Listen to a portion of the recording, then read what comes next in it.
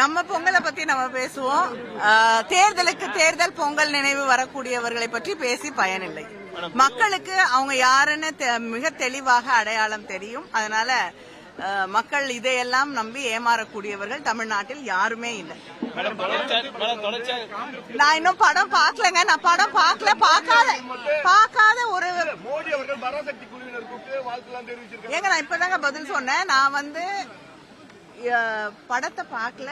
அதை தாண்டி தேர்தலுக்கு தேர்தல் தமிழர்களை பற்றி, தமிழ்நாட்டை பற்றி, தமிழ் மொழியை பற்றி அக்கறைப்படக்கூடியவர்கள், ஹிந்தியை கொண்டு வந்து தமிழ்நாட்டிலே திணிக்க வேண்டும் என்று நினைக்கக்கூடியவர்கள், தமிழ்நாட்டுக்கு தர வேண்டிய நிதியை தராதவர்கள் எல்லாம் திடீர்னு தேர்தல் வந்தோடனே தமிழர்களை பற்றி அவங்களுக்கு நினைவு வரும் பொழுது அவங்க யாருன்னு தமிழர்களுக்கு தெளிவாக தெரியும். அதனால அதை நம்பி தமிழ் மக்கள் ஏமாற தயாராக இல்லை.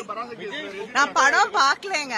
ஒரே நாடு ஒரே தேர்தல் தொடர்பா கருத்து கேட்கறது சொல்லிட்டு மத்திய அரசு தமிழகத்திடம் கேட்டிருக்கதா ஒரு தகவல். என்னங்க ஒரே நாடு ஒரே தேர்தல் தமிழகத்துடைய இல்லங்க, தெளிவாக முதலமைச்சர் அவர்களும் தமிழ்நாடு அரசும் தெளிவாக இதை நாங்கள் எதிர்க்கிறோம் என்பதை தெளிவாக எடுத்து சொல்கிறார்கள். சினிமா பத்தி விமர்சிட்டே இருக்காங்க. ராகுல் காந்தி இல்ல முதலமைச்சர் அவர்களும் ஒரு படம் முதல்ல எடுக்கப்பட்ட தலைவர் கலைஞர் அவர்களோட பராசக்தியே சென்சர்ல எந்த அளவுக்கு பாடுபட்டு அது வெளியிடப்பட்டது என்று நமக்கு எல்லாம் தெரியும்.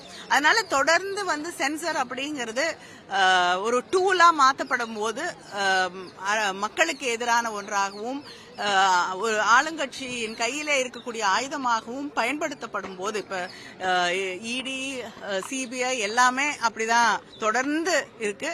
அப்படிப்பட்ட ஒரு சூழலிலே நிச்சயமாக முதலமைச்சர் அவர்கள் அதற்கு ஒரு கருத்தை தெரிவித்திருக்கிறார்.